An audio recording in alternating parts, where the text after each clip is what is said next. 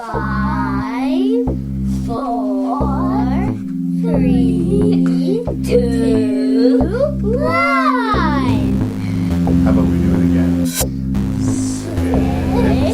7, 4, 3, 2, 1. I think I farted. Okay, let's try one more I time. definitely. Ready? Ranking review. Ranking review. Ranking review.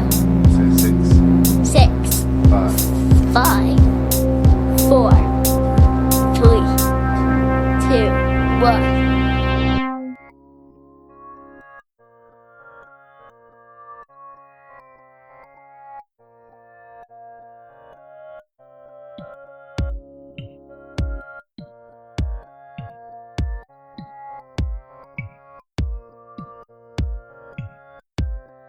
Welcome to the 144th episode of Rank and Review.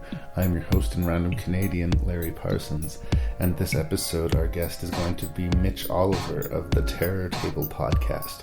He returns to discuss the topic of witches, and we're just getting this done under the wire. We're going to get it recorded tonight, and I'm going to have it out tomorrow morning.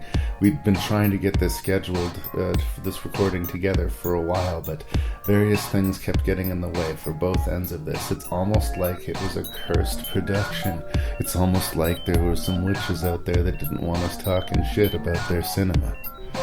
Anyway, as usual, you should go into this episode of Rank and Review expecting spoilers, expecting coarse language, and perhaps, maybe, it's a cursed episode? I don't know. Maybe it is, maybe it isn't. Let's find out.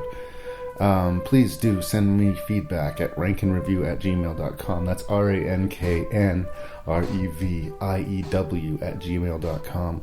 Any kind of feedback you have there. We have this website at ranknreview.ca, and it's pretty nice. You should check that out. And please tell a friend about Rank and Review and check out the Terror Table podcast because it is good. Now let's talk witches, bitches.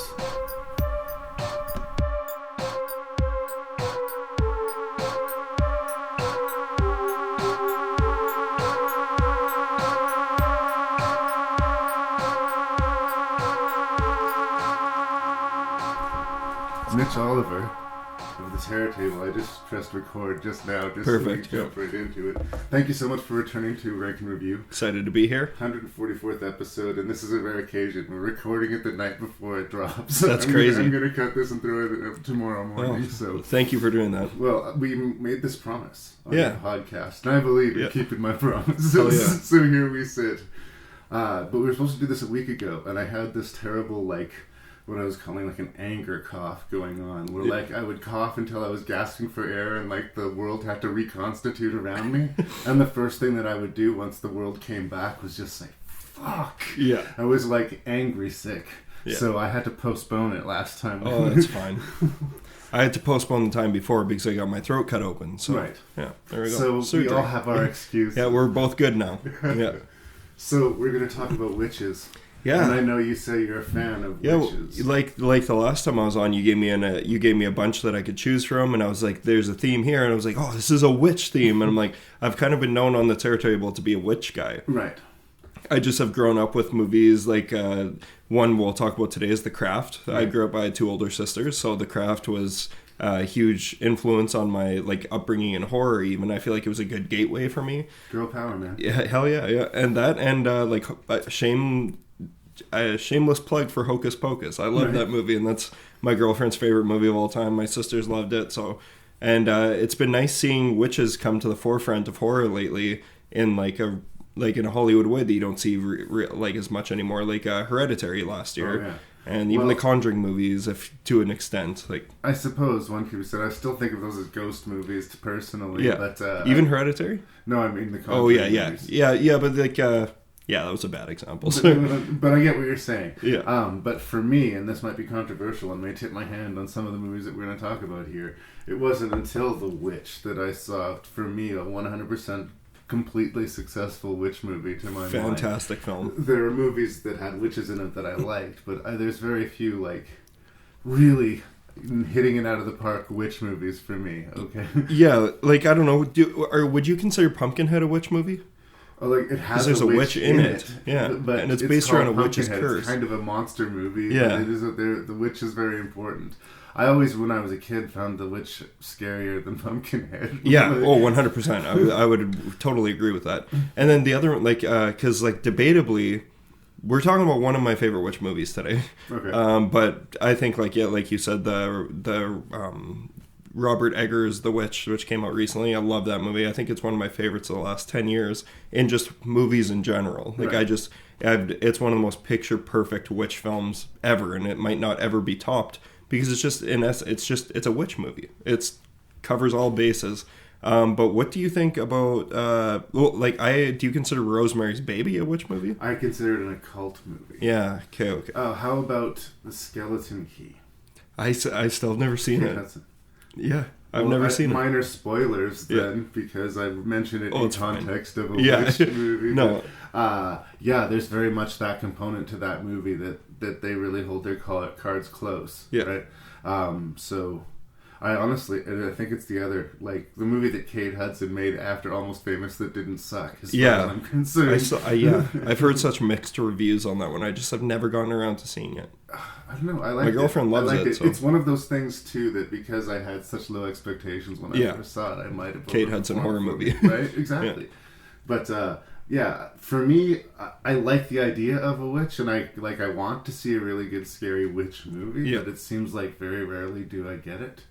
But I remember there's this animated movie I used to watch a lot when I was a kid called The Last Unicorn. Yes, of course, right? Yeah. And there's this evil witch that runs this fucked up carnival, and she always really stuck in my head as this figure of you don't want to go near that bitch. Exactly, yeah. What do you think about Angelica Houston's Witches? Witches. That was a safer movie. I mean, for a kid who had seen The Exorcist while he was still in the single-digit age category, I wasn't as traumatized with that movie as other kids were. There were kids' movies that did fuck me up, like The Watership Downs and whatnot, where they just hit you out of left field. Totally. But that one, I just, it was pretty hard. But I just like the practical effects. I love the makeup in it. That's one thing I really like. I want to give, I don't know what, before we continue, a witch movie that came out last year that I have a strong affinity for is called Pyewacket. Have you seen it yet? I have not seen Pyewacket. Okay, I'll have to lend it to you. You lend me movies, I lend you movies, even though I know you already have a library. But you should, I just gave it a rewatch actually a couple of weeks ago, and it's directed by Adam McDonald, the director of Backcountry. Okay. So it's like Backcountry, but a witch movie. So he's Canadian. Yeah, we had him on the Terror Table actually, and he's great, and upon my second viewing of Pyewacket, it's gone so far up in my books as far as witch movies go. It's very solid. Right. Again, I guess I didn't know it was a witch. That's the one where this woman tries to curse her mom or something. Yeah. So it's really an occult movie as well, but the less I say the better. But it definitely falls in line. It would fit in the plethora of the movies we're talking about today. Yeah. A lot of people sort of think it's a tired idea, this sort of old hag figure, this powerful evil intent sort of put inside this old hag of image. We sort of prefer the empowered sort of teenage pretty witch these days. Yeah. But for me, again, I guess it's maybe the corruption of female power. Yeah. Because in almost all cases, let's say, they have a genuine bone to pick with us. Now, our punishment's not going to fit the crime at all. But I agree. There's something about this, most good creatures have an element of allegory or empathy you can put upon them. Yeah. And that's easy. It's easy to say, Totally. You've lived a hard life. Yeah. But please don't eat me. Yeah, exactly. Yeah. Yeah. Agreed. So is there anything else you want to say by way of introduction before I list these guys off? No, I think I'm ready to delve in. Okay. We're going to talk about Dario Argento's Suspiria. We're going to talk about Lucky McGee's The Woods. We're going to talk about Hansel and Gretel Witch Hunters. That's from Tommy Wirkola. Did you ever see Dead Snow? Yeah, and Dead Snow 1 and 2. Yeah, actually. Yeah. Did he do 2 as well? He did both. Okay. Yeah. Season of the Witch from Dominic Senna. The Craft. Is it Andrew Fleming? I can't. Yeah. Thank God. And of course, Rob Zombie. We're going to talk about Rob Zombie again with Lords of Salem. Last time you were here, we talked about his version of Halloween. It'll be interesting. Are we going to have the same conversation again? Yeah, no, and that's the other thing is going into this. I just want to say this: the same thing happened the first time I came on, where you send me the list of movies I got to watch, and I'm like, I already know exactly what my list is and ranking, and not one of them has landed in the spot that I thought it was going to land in upon rewatches of all these movies. Right. And but like last time you said, we talked about Halloween, and I'd said some nice words about Lords of Salem, and I still we'll get to it and everything, but. It's one of 2 Rob Zombie movies that I like. It's my second favorite Rob Zombie movie, and I don't particularly love either of them. Right. You know? So, but it's going to be an interesting conversation. It sounds like a compliment, but maybe it's not a compliment. Yeah, well, I don't know. I think it's one of those ones. Yeah, we'll get to it. We have a couple, I think, of what movies people would call classics in the list here. And then we have, in my opinion, I don't want to put words in your mouth, 2, I think, bad movies, but I think that they're bad movies that are kind of like different in how they're bad, and in that way they're kind of interesting. And then there's a couple of wild cards, right?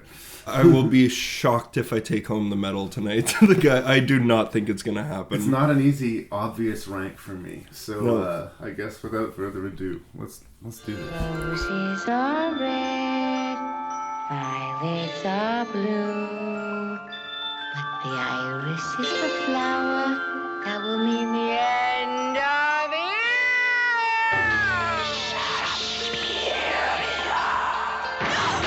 You can run from Suspiria.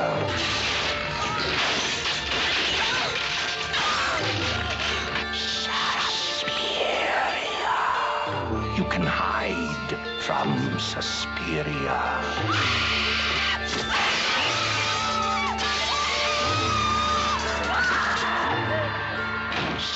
Suspiria. But you cannot escape. Suspiria. The only thing more terrifying than the last 12 minutes of Suspiria are the first 92. So I have been on the record on the podcast in the past saying, like, I am not overly big on giallo typically. I mean, there are some exceptions to the rule. I don't dismiss the entire genre, but I've never been like one of these guys who really gets behind Cannibal Holocaust or gets excited by, you know, the next Mario Bava movie. Dario Argento is interesting because he's such a respected director, and he has done great things for horror. I mean, without Dario Argento, we wouldn't have had Dawn of the Dead. So thank you, Dario Argento. My big problem is this movie, Suspiria, is considered like his probably masterpiece. Most people consider it the high water mark for him. Yeah. And in his opinion, at least in an interview I'd read, he said his personal favorite work is Phenomena. I have seen Phenomena and I have seen Suspiria, and I'm not huge on either. Oh, yeah? Suspiria is one of these movies that I appreciate. I understand why people like it. I get that it's a great, grand example of sort of the giallo technical cinema, and that its stylistic approach is, well, unmissable. It's very bright, the colors and the contrast, the shadows, big booming shots, and an oppressive and loud goblin score. It's a fantasy, it's a nightmare, it's surreal, it's everything at once. Yeah. This American dancer is going to this obscure ballet academy in somewhere Europe. Yeah, and that's, I think, one of the only things that's explained in the movie, and it's through narration. Yeah. That's the thing is, like, I actually, just sorry to cut you off, but the first time I saw Suspiria was last year. Okay. So I'm fairly new to it. Right. And it's one that I should have seen a long time ago. Oddly enough, I saw movies like Deep Red and Cat o' Nine Tails before I saw this. More of the splatter cinema stuff. Yeah, and and then actually we did an episode on Suspiria, and we were corrected that it's not a giallo, apparently. I think horror nerds will find a way to dispute anything, but it's like not the classic black-gloved masked maniac, you know? Right. But it's done by one of the most famous directors. Yeah. It's a horror. There is a brutal kill at the beginning of the movie where we see a hole that is in the so big in the chest that we see the beating heart being stabbed by the... It's pretty hard. Yeah, it is. It is, yeah. So, because of the aesthetic, though, I do find, as much as in one way it sort of draws you in because it's so unique, in another way, it pushes me back because it doesn't feel real to me. Tell me how credible are the performances in this movie to you? I think for what it is and of its time, and like I think that they're completely credible. Like I love the actors in this movie, but I think that it is like you said, you're kind of led to believe that it's a nightmare, but it's actually happening. But is it actually happening? Like, it's a surrealist film for sure. Yeah. But it's, I don't know, like I think for the most part the acting's competent. I don't know. I find like the students, they behave like children, and they come off like children, but they're being performed by teenagers and 20-year-olds. Yeah. And then if you know the behind the scenes, the original draft, the students were much younger. Yeah. But as things got darker and what we're going to be subjected to became ugly, it made sense to make them older. And they made that adjustment clearly without adjusting the script. For sure. Listen to some of that dialogue. It's kind of cringy. Yeah. I think I chalked a lot of that up to it being far ahead of my time. Like it's one of these things, like I'm a big fan of Darren Aronofsky's work, and not to go off on a tangent on that, but he always offers you a look into a world that you're not totally familiar with. And that's one thing about Suspiria is I know next to nothing about ballet, especially in this style of ballet, and like I felt like everything about it was foreign to me. So it was hard for me to find the negatives in it. I definitely was one of the fanboys of it. Well, and I understand you cannot fake any movie. And again, this has that weird Lynchian problem where it's a dream, a nightmare, a fantasy, or whatever you want to be. But in one scene where the girls are sleeping, there's an attic space above them that drips maggots down upon them. Yes. And in another scene, they can hear people walking above them, and they use that as a measure to follow where this girl goes to meet the king or queen witch or whatever. Well, which of those things are true? Is the attic above them or this big hallway, right? There's inconsistency within what we would understand as like the layout of the school itself. Yeah. It almost cheats in a way because it's in such a weird setting that there's no way you can actually depict exactly where everything is in the school that they're in. It's kind of like the Overlook Hotel, even in The Shining. Like, there's plenty of rooms in there that you're like, well, that wasn't there before. In its best moments, it does have this oppressive, creepy atmosphere. My personal favorite thing that happens in the movie, this strange blind guy we keep seeing, who has been walking through a lot of the shots with his dog, suddenly has this strange feeling come over him in the courtyard, like he feels something bad's about to happen, and he has limited perspective, so we're looking at all the corners to try and see where this is going to come from, and he ends up getting taken out by his own dog, and there's something so horrible and random about that. It's sort of memorable. Yeah, I think there's like a lot of this movie is very memorable. Like I've now seen it 2 times. And I liked it even more the second time. Like, I'm a big fan of this. It's one of those ones where it could be disputed that it's style over substance. But in this case, I feel like the style is the substance. And I feel like that's, like, what makes it a really interesting movie. And I think that it's one of those movies that, like, you can see how many other movies that this has influenced. Even I know we talked on the podcast that when you were on the Terror Table last time, Mandy, you could see that Mandy was for sure inspired by Suspiria, right? In some ways, at least, like the color schemes and everything. But I think it just feeds into the whole madness and the confusion. I think the confusion plays a big role in this movie, whereas your main character is. She's totally confused this entire time too, so it's almost like you're going with her in discovering all of these weird things throughout her journey throughout the film. And that's just a personal feeling I have about it. No, and it's the visual stuff that will sort of keep me engaged to it. It's one of those things that I become suspicious of when it means so much. It means everything and nothing, right? Yeah. It means whatever you want it to mean. I normally hate that. Yeah. I get suspicious of those sort of things. I will say that of this Three Sisters trilogy, which includes Inferno and Mother of Tears, I think this is solidly the best. Yeah, by far. Right? Comfortably. Yeah. And like, it's not uninteresting, but it's considered by many a horror classic. So if I seem less enthusiastic, it's just... Yeah, it's another one of those ones that I feel like I should like more than I do. I know most people respect it a lot more than I do. And I guess I respect it more than I like it. Is where Yeah. where I'm coming to. Where I'm like, it's an original piece, definitely. I see its influence. I understand why it's stuck culturally.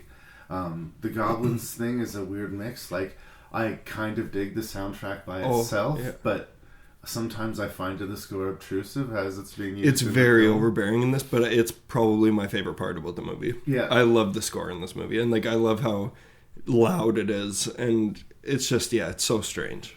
And it kind of reverses the sensibilities a little bit because the style and the color are so loud and the music is so in your face. It's not the sedate, quiet boom. The movie's actually constantly kind of screaming at you. Yeah.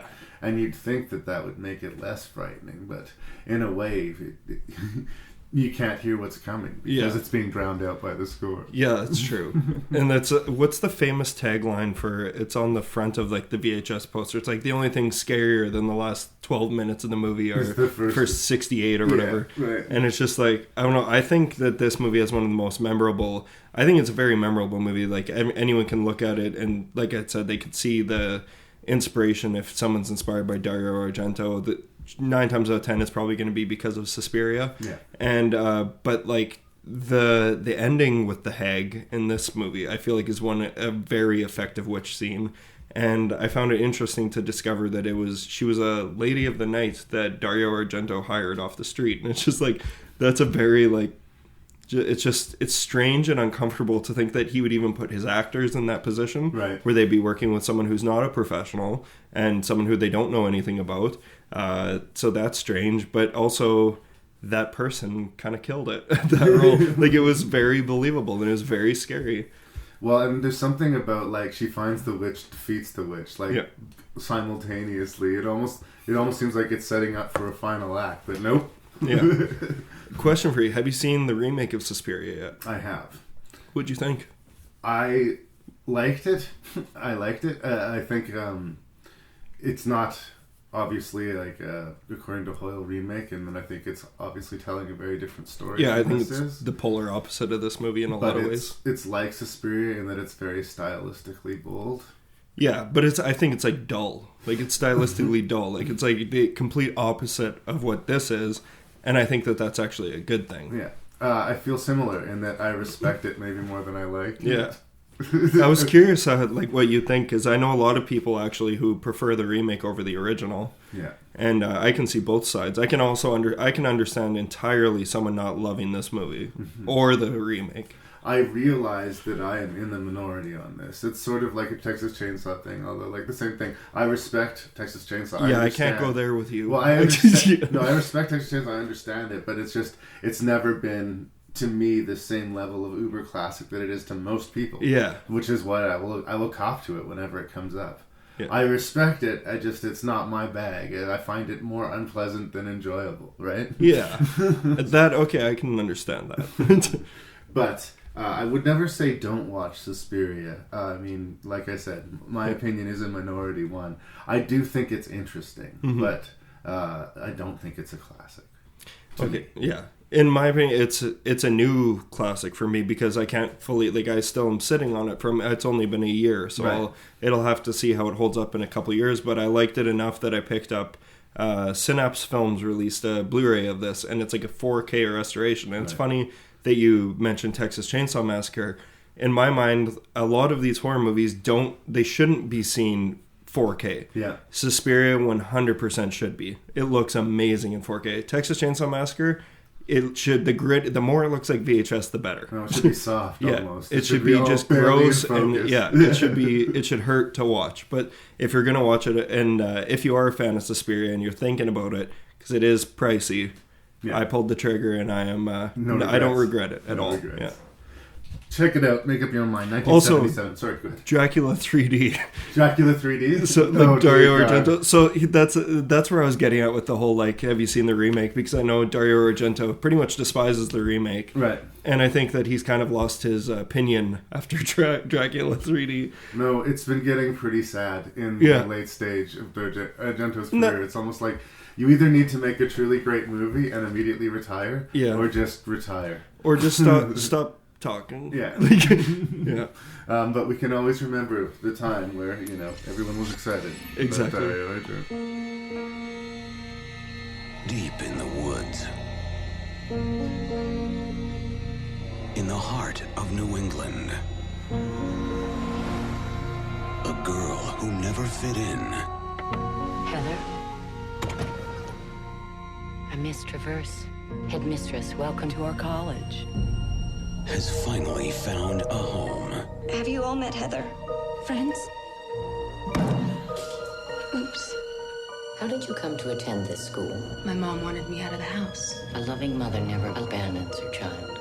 Why is she afraid of you? I know what you're here for. You're special too.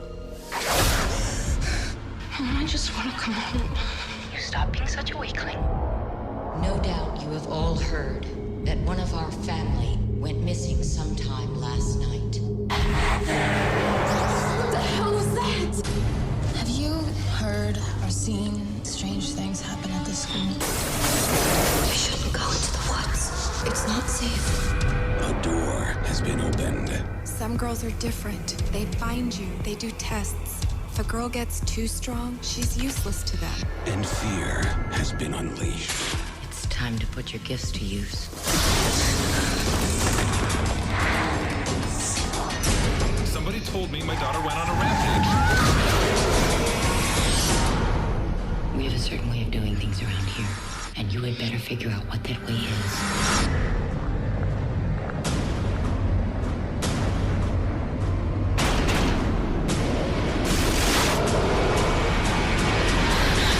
Lucky McGee has a little bit of a theme of girl power going through his horror movies. May, I think, is fantastic. I really, really liked it. The Woman kind of split me down the middle because it's just so fucking ugly. Yeah. That it's hard to really get any pleasure out of it after a point. I believe it's well-intentioned, I do. Yeah. All Cheerleaders Must Die has a bit of an ending fail, but I think, again, it's in that sort of well-meaning sort of Joss Whedon girl power universe, so we can get behind it. So now we're going to talk about The Woods. It's set in the 60s at a girls' reform school, supposedly, but as we learn, it's run by a coven of witches, and they're recruiting powerful young women to help them, well, A, maintain their immortality, and B, get out of this place, because they've been trapped in this school for a very long time. The story is sort of slowly unspooled to us through the experience of the central character played by Agnes Bruckner. And the movie kind of hinges on a malevolent, creepy performance from Patricia Clarkson, who, as an actress, is someone I really, really like, but who is way better at playing warm than she is. You think so? I do. I think, generally speaking, when I think of her, I think of, like, The Green Mile, or, with that Lars and the Real Girl. Yeah. She's got this sort of strength and warmth to her. There's the Station Agent movie where she's just heartbreaking in it. She's got this sort of really human quality to her that sort of, I find her endearing.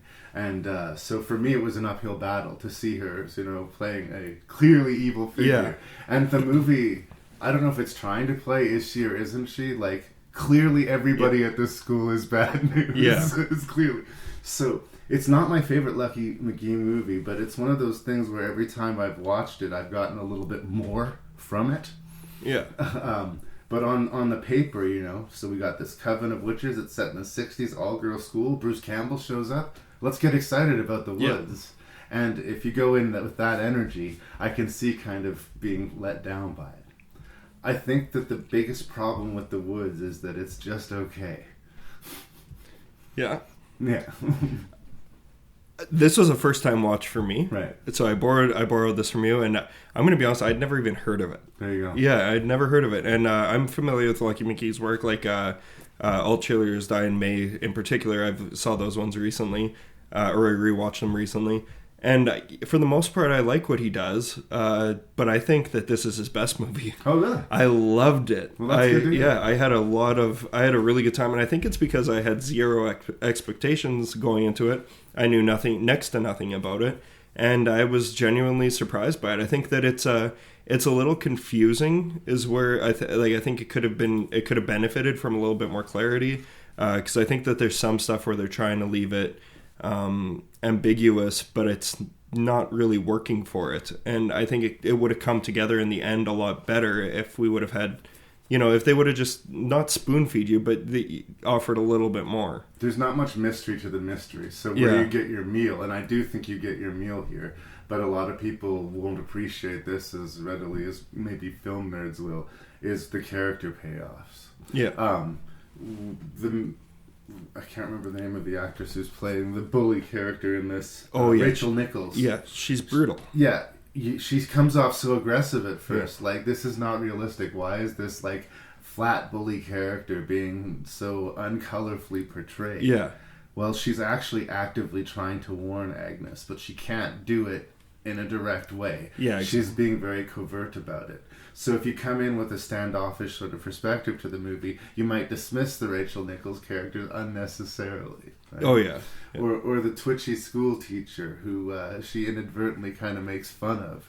And that's the first time she sees sort of the real kind of anger behind the Patricia Clarkson character. But it's almost a movie of manners, of, be careful how you tread in the hallways. Yeah, totally. It very slowly turns into much more of a supernatural beast. Yeah. Oh, no, I totally agree. And especially, that's one of the things that was really impressive about it for me, was the CGI, the trees and everything. It looked really, I think that the movie looked really interesting, and it looked like something that I hadn't seen before. And that was interesting. And how you had mentioned Patricia Clarkson, you see her as a warm character.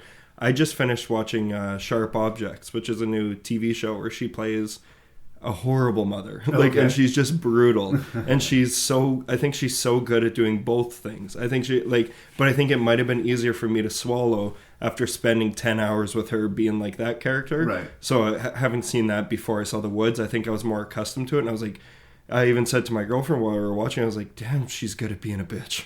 Like, she's just like really good at being like kind of catty, and like she almost shows no emotion, and that's like one of her strengths. But I also really enjoyed Agnes Bruckner's performance. I thought that she was really likable and sympathetic, and in a way that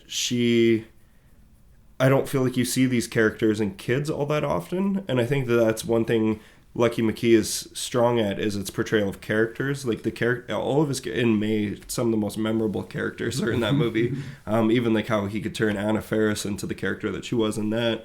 I think he seems like a director who's an actor's director. Like he always seems to get good performances, even if his movies might end up being a little mediocre at sometimes. I found her rebelliousness coming off a little bit smug sometimes. Yeah.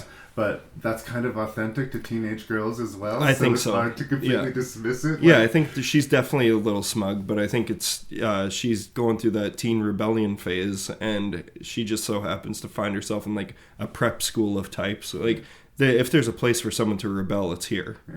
So and the character payoffs, like I say, they kind of surprise you. Her mother is portrayed as kind of awful throughout the movie. Everything that her mother says tells us she's awful. Yeah. But when shit goes bad with her mother, we feel terrible, and we sort of we see their love for each other at the last second when everything's gone catastrophically wrong. Totally. And again, that's not an easy note to play, and I think it's handled well. Totally. My problem with the movie is just how it slowly unfolds to such a degree. Like I kind of figure out the story while I'm waiting for the story to go, and I feel like I have figured out the story while the story's still like playing out in front of me. I like the characters enough that I go with it, but I understand that some people will just say it was a little bit. Yeah, I can't disagree with you on any of that, and I think that I was enjoying it so much that I was okay to being along with the ride and seeing it play out, even though the audience is maybe a couple steps ahead of the movie sometimes. Right. I think it was just a surprise for me because it's a witch movie that I never heard about. Where did this come from? Yeah, and then I looked it up, and I talked to some friends, and like all of my friends have seen this movie. I'm generally the movie guy that finds the real weird cuts. But I'm like, they're like, how have you not seen The Woods? I'm like, don't tell me this is a well-known movie. But I don't know. I really enjoyed it. There's the line from the under-respected masterpiece Tremors, where Yes. Fred Ward and Kevin Bacon are discussing the worms. Yeah. Kevin Bacon is heard to result. Oh, everybody heard about him, Earl. We just didn't tell you. Yeah, yeah. Well, that's what it was. That we is, conspired against Yes. you. We talk to each other. Mitch doesn't get to know about the woods until we're ready for Mitch to know about it. One last thing I'll say about the woods before we move on, though, is if for some reason there are listeners out there who are keeping up with the Chilling Adventures of Sabrina TV show. Correct. And if you haven't seen The Woods, I think it's worth a look if you're a fan, because I'm a fan of that show. Okay. I enjoy it for what it is, but I think The Woods, it's very different, but in some ways it's kind of like a more dull version, almost a more grown-up version of it. I also want to say that I like that it lulls you into this sort of safe PG-13 atmosphere. And it's but not. when it gets to the third act, shit gets pretty fucking rank. Yeah, I loved that about it. No, and I like that because it sort of surprises for you. Like, usually you're either one thing or you're not. Yeah. You're either wearing your R rating proudly, but this Totally. movie just, like, makes the gore count. Yeah. That's a witch movie thing, too, hey? Yeah. I know, like, even... Once again, I guess this could be a gypsy, but Drag Me to Hell. Right. It's I guess it's 14A, but I think PG or 14A. It does the exact same thing. Just such a gross movie, but it's a very fluid movie. Yeah. Yes, Sam Raimi does love his fluids. If it sounds like a movie that would interest you, definitely check it out. I agree. Slow burn. Yes. Be prepared for that. Yeah. But a worthy one. Totally. Good enough. Good enough.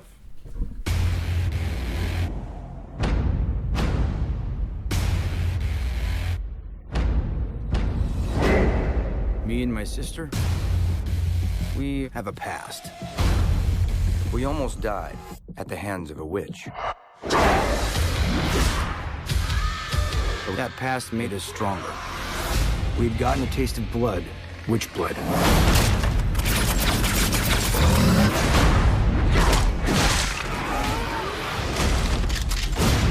And we haven't stopped since.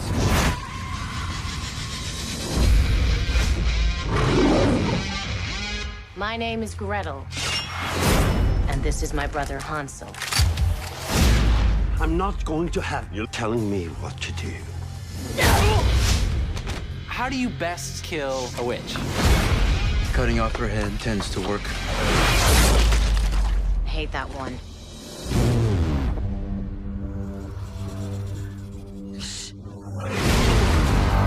In the last 2 weeks, we had 5 children taken from us. A witch does not come out in the open like that.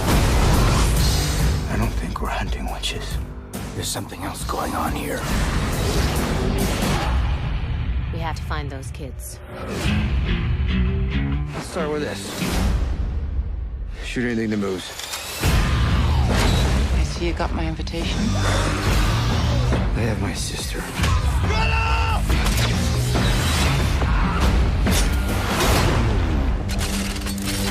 Well, that's new. So, if you're going to sit down and watch a movie called Hansel and Gretel, Witch Hunters, I think you have to be prepared to take some shit on the chin. Yeah. Okay? Like, obviously this is a turn your brain off and try to enjoy the ride sort of experience. There's kind of two kind of bad movies. There's like the bad movies that are just so forgettable they don't even stick in your brain. Yeah. And that's like the faintest of praise you can give a movie. Like, I forgot about it as I watched it. Yeah. I couldn't honestly sit here and tell anybody that I thought Hansel and Gretel Witch Hunters was a great movie. But it's a pretty memorably bad movie. I mean, it's got style, it's got energy, it's got no brain. None whatsoever. And this is another one that's a first-time watch for me. Right. I borrowed this in the woods from you. I thought this was a PG movie. Right, no. So I never watched it because I was like, why would I watch this? Right. I had so much fun with it. Yay! I loved it. Like, I don't know. I thought, like, well, when here's why. Tommy Vercola, yeah, who brought us Dead Snow, and the sequel. I much prefer the original to the sequel. Oh, really? And I like the sequel more. I like both of them. Yeah. But there's something magical about that first watch. It overperformed for me the first time I saw it. Right. And that's how I felt about the second one too. Right. Yeah. So, like, I'm cheering for this guy, but like I said, It is really stupid. It's like not cyberpunk. What do they call steampunk? Yeah. Basically, fairy tale environment. Hansel and Gretel went through that ugly experience in the candy house. They killed them a witch, acquired a quote taste for it. Jeremy Renner ridiculously is suffering from diabetes. Yeah, it's Gemma Atherton befriends a giant talking troll beast named Philip, is it? Yeah, and he uses a tree as a weapon to squash people's heads like tomatoes. Peter Stormare gets his nose ripped off and takes it like a champ. Yeah. It's like... Yeah, you can... It's all coming back. Famke Johansson is vamping it up so hardcore as this, like, uber witch. Yeah. It's not boring. No. Say what you will about Hansel and Gretel. I wouldn't say it's not boring. And I wouldn't even say it's a bad movie. Like, I feel like I judged it before it came out, and like I think it's successful in what it's trying to do. I just think that there's it's kind of like it could have gone in that Evil Dead direction. You could tell that that's like kind of where he was hoping to go. Yeah, it's somewhere in the Sam Raimi world. Yeah, but at the same time, it's a Paramount movie, so it's a big budget. It's like in 2014 is when it came out, or 2012. Either way, it was like I know so many people who went and saw this in the theater who I would have never guessed would go see this in the theater, and they did not like it. Right. So I was just like, oh, it's a bad movie. But little did I know that no, it's a movie that I would love because it's bad in the way that it's just like it's super over the top. I guess bad is dismissive. It's dumb. It's dumb. It's very dumb. Like the way that they're talking and like how it's supposed to be back in the Hansel and Gretel times. It's just like. The devices with which they used to dispatch the witches are as enjoyable as they are in no way credible. Yeah, right? No, exactly. I think this is a movie where it just wants you to have fun, and I think that there's a lot worse offenders out there that tried doing the exact same thing, and I think that it succeeded in a lot of ways, and I think like there are parts of this movie where I felt like it was like, did Jim Henson do some of this? Like, because like there's a lot of like Dark Crystal-esque like makeup designs in here, and I just thought, and I found myself in a rabbit hole about Hansel and Gretel witch hunters and why I didn't give this a chance before. But there's like 48 makeup artists who worked on this movie, and I think that the set decoration alone, I'm just like, it's so appealing to look at, and it speaks to me as a kid, a guy who grew up getting scared from movies. Like, even I know this is quite different, but like we were talking about animated movies as kids that scared us. Like Secret of the Nim was one that scared me. So it's kind of like, you know, having a world like that brought out, but then it's like, we're going to throw a bunch of blood at you too, and they're going to swear a lot, and the women are going to be gorgeous. Okay. Like, it's Gemma Arterton, man. And Famke Janssen. She is so unbelievably gorgeous. She's one of the most perfect human beings. Like, yeah. Like, I hate to sound like such a dude, but like I feel like I just transform into one of those cartoon wolves howling at the moon. Exactly. Every time I see this woman, she's ridiculously attractive. I know. I feel like Wayne and Wayne's World and swing. And again, I'm sorry to like be driven by baser elements. Exactly. There is a very genuine appeal to having Gemma Arterton in your movie. This will be the most alpha male will sound today, I think. But like, and again, she shows up in good genre movies. Like, I love The Girl with All the Gifts. I love Byzantium. Like, so this is not her high water mark. No. But I'm always happy to see Gem. Yeah, it's also a weird time for Jeremy Renner. Yes, like it's because this is kind of when they're like, Hollywood's like, should Jeremy Renner be a star? Do we know yet? Are we gonna pull the trigger on this Jeremy Renner guy? Is he gonna be in the Avengers eventually? Like, and for the most part, he does what he was, I think, cast to do. Yeah. I think everyone in this movie was. Famke Janssen always plays a similar character, but she didn't attempt any kind of strange accent. Exactly, time, so we'll give her that. And that is like one of the number one crimes in film for me is when you can't pull off an accent, but you commit to it. Yeah. And we'll talk about that today. But good Lord, like I think I agree with you. This is like it's a laughable movie, but it's a great time. And it's asking you to laugh with it. Yeah. Like, if it was trying to play for my heartstrings, if it was really, like, you know, yeah. I might start to get pissed off. Exactly. And I don't feel like they took it overly serious ever. No. Okay, we just had a crazy Matrix fight with this witch in the middle of the woods. Okay, so we just know what this is, right? Exactly. And the idea with the spreading like the fish wire, whatever, between the branches of the trees. God. That would be very effective for both catching good and bad witches, because we do establish in this world that there are both some good witches out there. Yeah, it's such a bizarre last 20 minutes. Like, it is just like I just wish I could have been on set to be like, how do you guys think this is going to make money? Like, what do you think that this is what the world wants? Well, that's the thing. There is the who is this for questions to be asked about this thing. So it's into that sweet spot that they really hit the box office gold with like Snow White and the Huntsman or whatever. Yeah. But that was in a PG environment, so the teenagers could come out, right? Exactly. And it was boring as hell. Stylistically strong, but I mean, this movie's going at 1,000 miles an hour, but it's a hard R, so it's like almost too dumb for the adult audience, but too hard for the young audience. So we're in this weird limbo place, which for me makes the movie kind of better, memorable. Yeah, you know the Frighteners, right? Oh, of course. Like in one hand, the movie's completely like Disney-esque, over the top silly, and then on the other hand it's crazy violent and dark. Yeah, scared the bejesus out of me when I was a kid. There you go. It has that kind of unstable, crazy energy to it. Totally. Which makes it, easy to sort of watch. And as a, dumb movie goes, sometimes I'll come home and I want to watch something that's going to do all of the work for me. Yeah. You know what I mean? Oh, I'm buying this movie. And that's what I feel bad about is that we talked about Dario Argento's Suspiria, and I'm speaking like this is going to be my number one. But I'm just I think it was such a surprise for me because I had a whole bunch of fun watching it. Well, again, and sometimes that happens. You get a little bit of a picture in your head of what you expect this movie is going to be. Yeah. And because it doesn't match that picture you made in your head doesn't mean that the movie failed. It just means that, your expectations were skewed. That said, I don't want to oversell Hansel and Gretel because I think we're at we're doing that. doing that because, no, there is a lot of stupid stuff that happens in there. And the movie's fairly straight-faced about it. It's not winking, which also would have gotten old. There's a little bit of a fun... They have to respect the narrow reality of the world that they establish. I agree, yeah. So... I think Peter Stormare is way over the top. I think he's been better in other movies. I find him as a memorably interesting devil in Constantine. Yeah, he's the guy from Prison. Fargo? Yes. Okay. Yeah. Yes.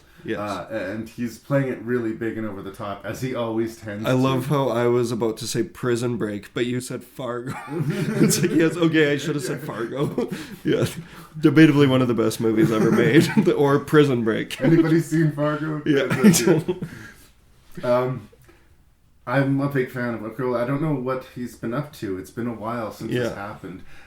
People act like this was a big bomb that got laid, but it did okay financially.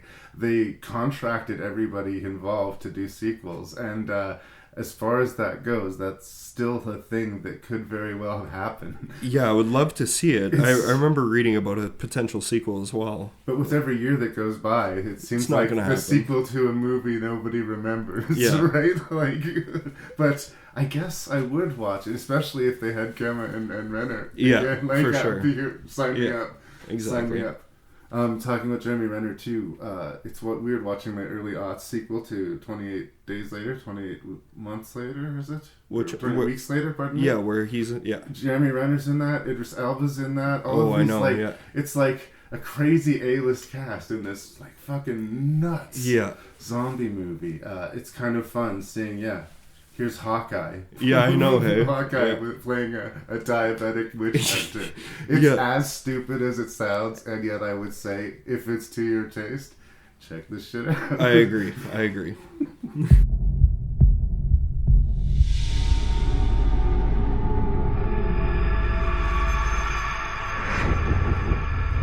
Deliver us from evil. She sees the weakness that lies in our hearts. And what she sees there, she will use against us. This is a grave. Mother of God. This is a curse from hell, brought upon us by the Black Witch. You're not afraid of me. Are you? What is your name? Damon. You are the same knight who stood against the Turks of Embrath. The same? You must deliver the witch to the Abbey of Severac, where you destroy the witch's powers. Can so much be entrusted to him? Oh, he will not be alone. Something's out there. She summoned wolves. How many more are going to die? None, if I can help it. You cannot do this! Step aside.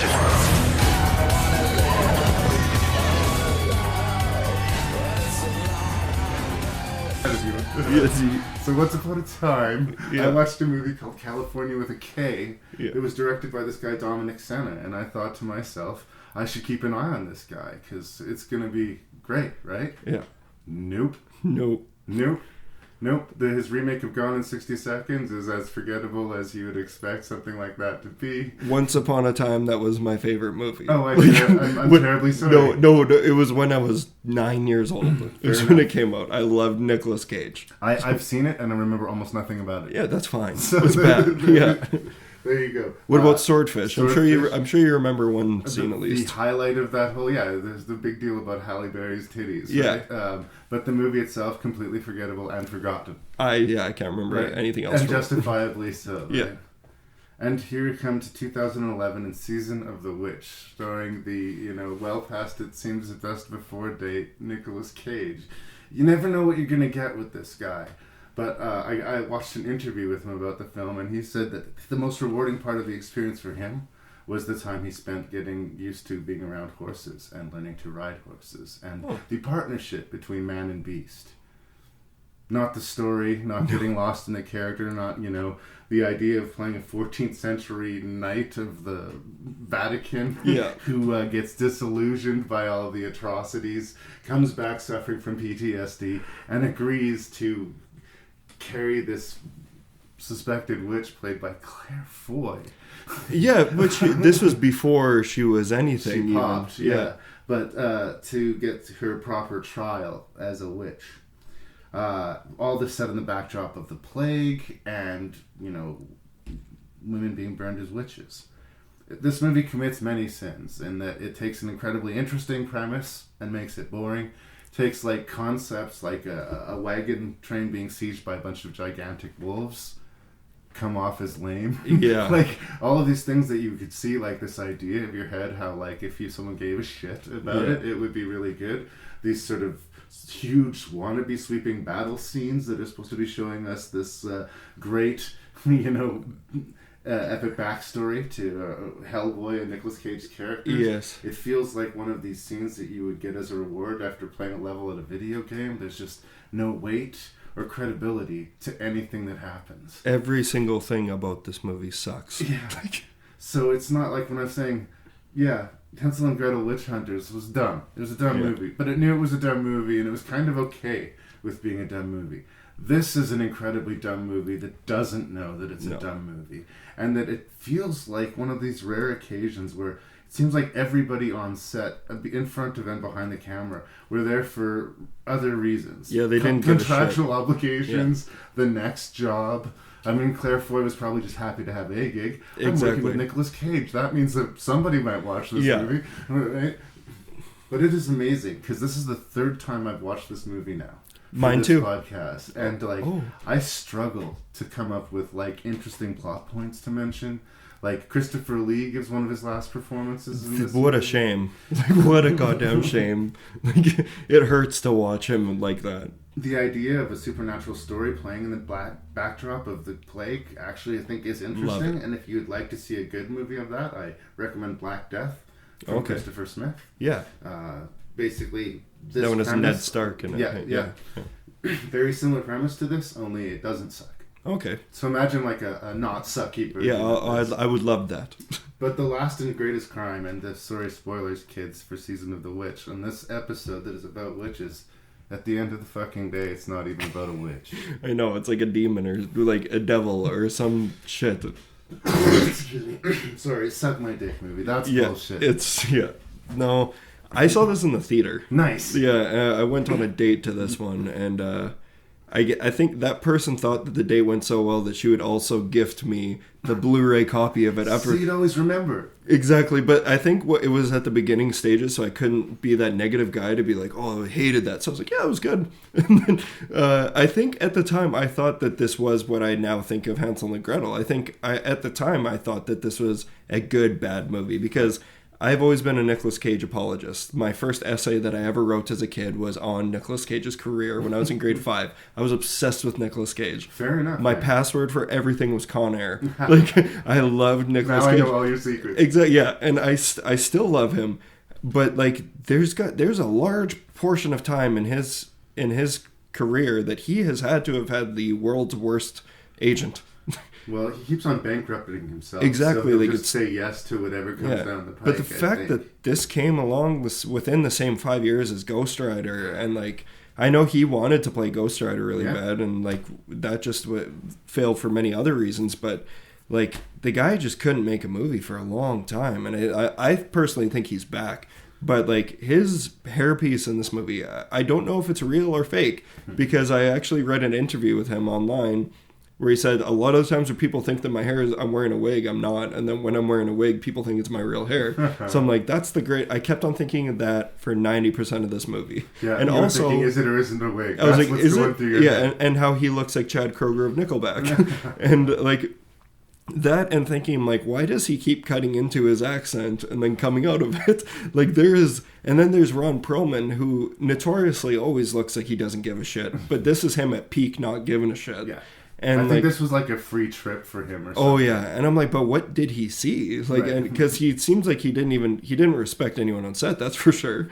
Well, and like they're supposed to have this deep camaraderie and this sort of shared PTSD, and it doesn't read at all. Their lines are pretty funny though. I wrote down a couple. At the beginning of the movie, because I titled this, I didn't write Season of the Witch in my notes. I put The Crude Crusaders. There you go. Because they say whoever slays the most man drinks for free. And then Nicolas Cage says at one point, "Fine, I'll kill all 600 myself."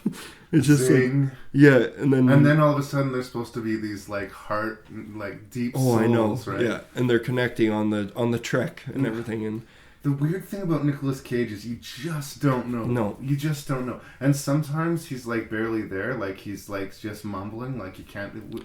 Was he awake? No. And then other times he's so fucking ridiculously over the top. That's what I love about him. Dude, what's happening? He can't figure out, and that's what I think he's best at, is like going completely unhinged.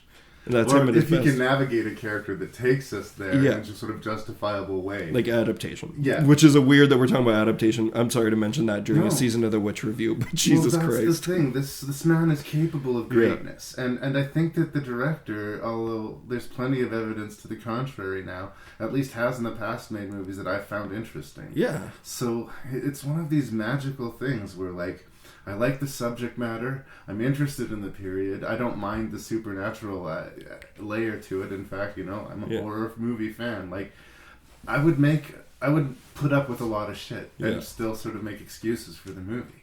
I cannot make excuses for this movie. No, it was hard on this watch. Like, really freaking hard. Like, the first couple times was enough, but like I said, I have memories of it being so bad that it's actually kind of good.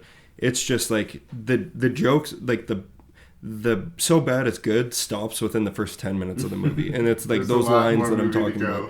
Yeah, and it's just like, goddamn, it's never gonna end. So climactic moment of the movie. The woman that we've been learning to love or like or sympathize with over this long trek has turned into a demon, and it envelops Ron Perlman in its wings, and he is burnt into cinders and ash as he screams, and Nicolas Cage has no choice but to watch this go down, and I feel nothing. Yeah. Nothing. And it's just such it's a really CGI blobby mess. Like, it's like where we saw in Hansel and Gretel, they had like cool makeup effects at least. Even when they were really CGI, it was at least creative. Exactly. What they were visually going for. This looks like a video game that you find in like the $4.99 pile. Like, it didn't look good when it came out, and it's 10 years later. Yeah. like the journey that Season of the Witch had from its theatrical release to the 2 for $10 bin at Walmart was like weeks. And there's been a whole bunch of these Nicolas Cage movies that have sort of come and gone in that way. But you're right, every now and then a Mandy comes out or a Mom and Dad, which is just kind of like, whoa, good on you, you know? And, you know, maybe he's going to turn it around and become another, you know, Oscar contender once again, because there was a time, you know, where everybody was bound to the altar of Nicolas Cage, and now he sort of becomes this, like, self-parody. I think he's a joke to a lot of people, and I think that, you know, he kind of did that to himself. He continues himself to. very seriously, and I guess there's a good and bad aspects to that. If you're fascinated by Nicolas Cage, I guess you can watch this movie. It certainly goes down easier than, say, his remake of The Wicker Man. But, but Wicker Man's funner to watch because that's a so terrible movie. Brutal. I will take Nicolas Cage drop kicking women and like punching bears in the face, like. But I actually made a fan cut of The Wicker Man. Nice. I made it's all of the good parts of the movie, and it's 1 minute and 10 seconds long. See that's probably worth your time. But I recently rewatched that one for the podcast and did not enjoy myself. It's rough. But that's my praise of Season of the Witch.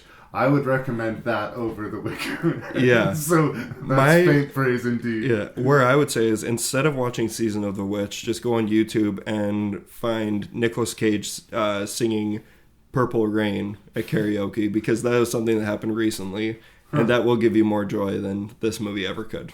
Mitch, you're very wise.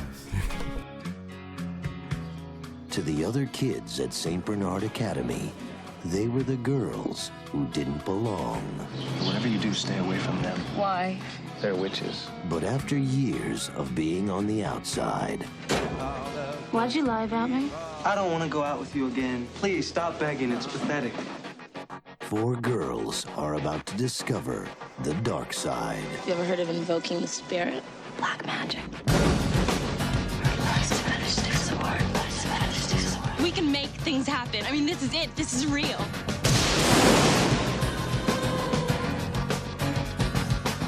Columbia Pictures welcomes you to the witching hour.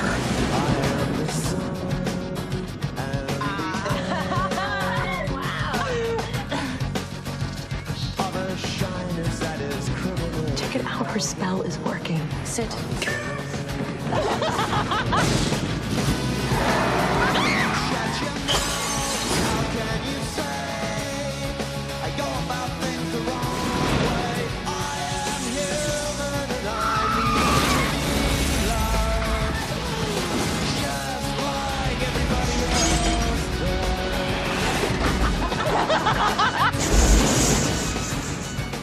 The Craft. Girls, watch out for those weirdos. We are the weirdos, mister.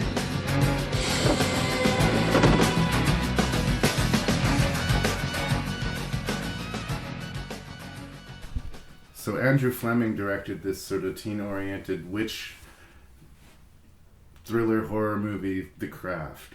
He made a movie that I quite enjoyed called Dick, with Kristen Dunst. I still have never seen it. I know exactly which box. Yeah, it's about Nixon era politics and how these two airheads kind of end up changing the fate of history. And he's an interesting director. I like him.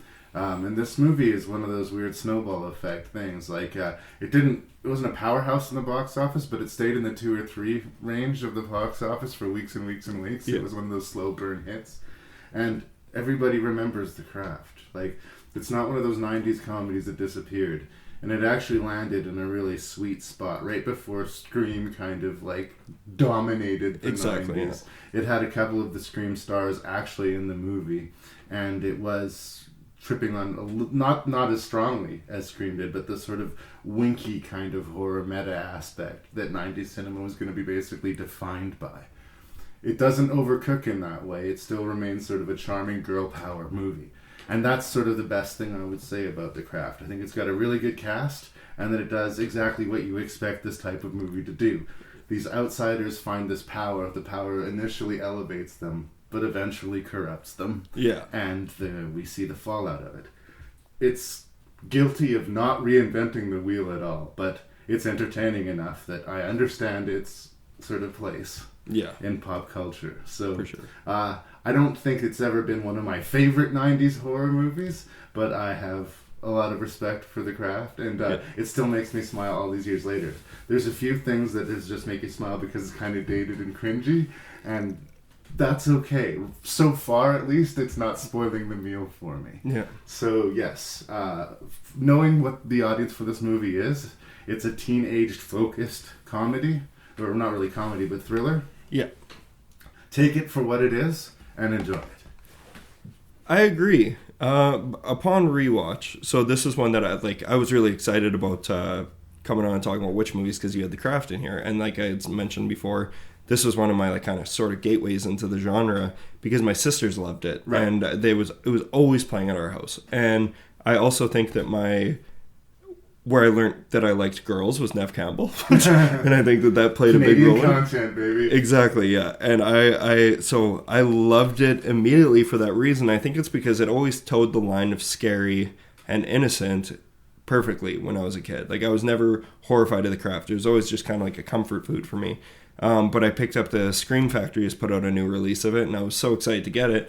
And I watched it again, and I still like this movie quite a bit, but I think my memory was a little kinder to it than if I'm being honest with myself. I think if I didn't have to come on here and actually dissect it and talk about it, I would still always be like, yeah, I love the craft. But, like, I think you can't review your memory of the movie. Yeah, exactly. And I think it's nostalgia played a big role in it. I still think that I still enjoy the movie, and I still had a good time watching it, but I definitely saw the seams that I didn't see before.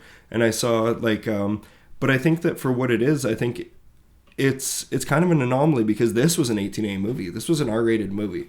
So it's another one of those things where it's like, who is this for? Because technically it should be for teenage girls, shouldn't it? That was a frustrating thing because Andrew Fleming did not want it to be an R-rated movie. Yeah. In fact, he made a lot of careful cuts so that it wouldn't be an R-rated movie. And the MPAA said, no, it's about teenage girls doing satanic worship. It's rated R. Yeah. And it's like, well, if I'd have known that, I could have put more violence and more I could have, made this exactly like a titty witch movie or whatever, right? But like, so he kind of got that. In a way, it's sort of surprising that the movie managed to maintain its popularity because it's totally the audience it was made for had to wait for video. Yeah, and that's me. Like, it's pretty funny though that it's not funny. It's just kind of sick that the witchy and all the witch satanic stuff is what got them an R rating, but it probably wasn't the rape scenes or anything. No. There's a lot of really uncomfortable scenes in this movie, but I think that it embodies the 90s era of female horror movies, like female-driven horror movies, and I think it does a really good job at that.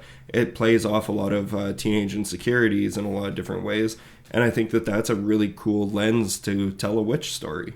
If there's a time and place for a modern day witch like this, you think that it's teenage girls, right, or like people who are going through bullying, or they're going through they each character has their own thing that they're going through, and they have their own motives for wanting to join this coven and make it actually happen. And I can't remember his name, but they always talk about him. Right. But yeah, I don't know. I think it's really interesting. I think, like you said, it's the cast too that nails it. Like it's just like such a perfect time. Robin Tunney. Let's talk about Robin Tunney. She was hot off of the Empire Records. Yes, she was she was bald, so she was wearing a wig for the bulk of this movie. Very noticeable. I don't think it's that she necessarily sucks in the movie, but I think that Fairuza Balk and Neve Campbell and Rachel True kind of wipe her off the screen. They do. And she's the main character. Yeah. Particularly Fairuza Balk, although she's got sort of the juiciest character. She's like this 5'0" powerhouse, yes. Right? She's just like all of this evil and she could not say a thing, and her presence is so well known. Yeah, like, she's a very distinct character. I think Tunney kind of gets blown off the screen, and that seems kind of like a mean thing to say. And it's not even that I dislike her; it's just how I feel. No, and I totally agree with you there. But like you had said, like one that's not talked about enough is Rachel True. Like I like how good her character is in that movie, and she potentially has the most difficult job in the movie at sometimes. Like this was in the 90s, we're still going through some pretty horrible stuff regarding race and everything. And I think that they touched on that in an effective way. It's still effective to this day. Like, it still bothered me watching that. And same with Neve Campbell and her ailments, her scars. Yeah, like there seems to, like, I don't know. I bought it. She's corrupted by her need to feel beautiful. And exactly. She can't feel beautiful while she has these scars. And so whatever it costs to lose the scars is okay to her. Yeah. And that's a tough thing to do. I also like the commentary on the love-hate toxicity between female relationships. In that they tend to feed off of each other. In this case, literally. They don't know it, but Robin Tunney's character is the spark that makes this magic happen. So when they turn on her and try to kill her to absorb her power, by killing her, they would have killed anything that was giving them any kind of real thing. That this sort of self-destruct thing that happens between teenage girl groups, I think, is a very accurate and kind of ballsy thing to play on. For sure. It's kind of the supporting roles that really remind you just how fucking 90s this is. Skeet Ulrich. Yeah. And he is like one of the most hateable dudes. Yeah. Like, and I love, like, he's more likable in Scream than he is. Yeah, he totally is. Him and Breckin Meyer. Yeah, and just awful. Christine Taylor, who's that was a tough one. That's she's like one of the main characters in Dodgeball, and she's been married to Ben Stiller for a long time. She plays the racist, prissy, bully white girl. Yeah, and it's hard to watch her like that. Like, it's hard to watch anyone like that. But I like kind of grown to love her from Dodgeball when I was a kid. But hey, you don't have to apologize for loving Dodgeball. That movie, it's a great movie. Funny. That movie is fucking funny. You heard it here first. Yeah. But no, I don't know. I think for the most part, it didn't live up to my memory, but I still love it. I still think I have a soft spot in my heart for this movie. I remember seeing this. I think I was either a teenager or maybe I was like 20 or something like that. I saw it in like a mall theater, and I thought that was all right, and I went out and I bought the soundtrack on the strength of watching the movie because I thought the soundtrack was baller when I was listening to it. That was such a 90s part thing. of the memory of it, and I think that's why I see what you're saying, how it's sort of, it's not great, but I just associate that with that time in my life. This movie was made for my demographic at the time, and I dutifully enjoyed it at the time. But it's not 1996 anymore. No. And that is so painfully obvious when you watch the movie again now. I still kind of enjoyed it, but it's, bittersweet. Yeah, I agree. You have to understand that there is a war waging in heaven.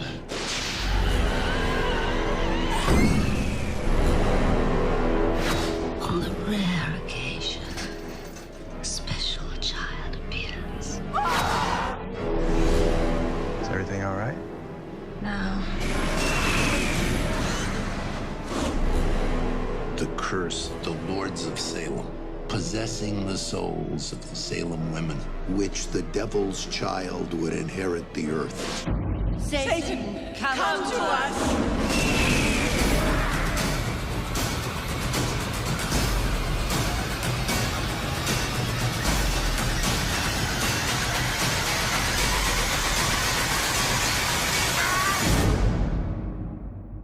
God does not spare angels when they sin.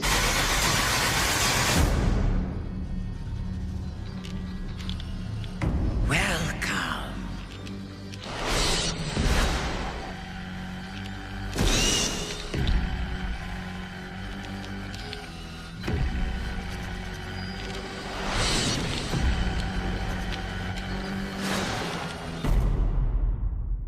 So, we've been here before, my friend. We've talked about Rob Zombie and how I think he's got a really good eye as a filmmaker, and how I believe that somewhere in him he's got an epic horror movie brewing. But I think personally he needs to find someone else to write it for him. But stylistically, I'm intrigued by the guy. But I'm constantly frustrated by his movies. Like, I want him to be good. Yeah. Maybe it's me. Maybe it's my want for them to be better than they are that is the problem. Love it or hate it, I think Lords of Salem in a lot of ways is the, quote, purest Rob Zombie joint that we've got so far. Yeah. It's not like a not so subtle tribute to the Texas Chainsaw Massacre. It doesn't require, your knowledge of Michael Myers or a previously existing thing. It's not basically a dressed up music video with no ideas, which was my experience of 31. Yeah. I think he's got some ideas to play with, some history to play with, a vibe that he wants to sort of, explore. He's going to press this nerve and tell us what we think of it. And it's successful in almost all things except for telling a story. Yeah. I mean, I love, again, he's digging up old actors that don't get enough screen time these days. I've always loved Meg Foster, and Barbara Crampton. She's quite frightening and intense in this movie. Marie Conchita Alonso, who's been giving a shit about Marie Conchita Alonso since like the 90s? Well, Rob Zombie does, and it's great to see her. She doesn't have a lot to do in the movie, but it's great to see her. Dee Wallace. I just said Barbara Crampton. I feel like I should punch myself because I didn't mean to. No, I got her mixed up for a second though. But yeah, Dee Wallace. Well, Dee Wallace is just like this mascot for the horror genre and sci-fi genre. Absolutely, yeah. Like E.T., Close Encounters, Critters, Cujo, everything. Everything. She's a goddess. But in the end of the day, dude, I just end up wanting to like the movie more than I end up liking the movie.